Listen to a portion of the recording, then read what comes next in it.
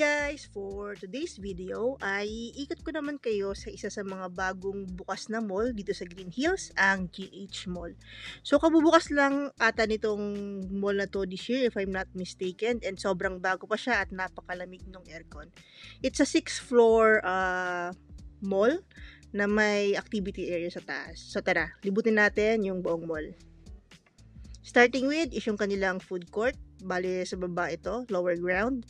May mga food court dito at iba't ibang establishments na pwede kayong kainan.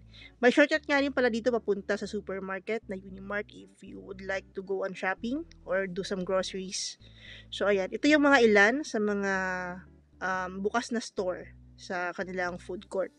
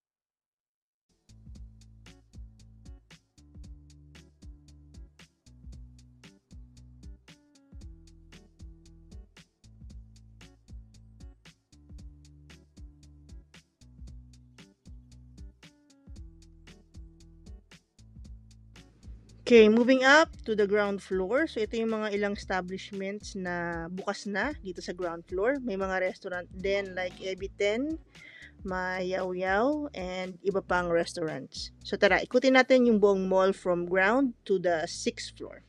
Enjoy!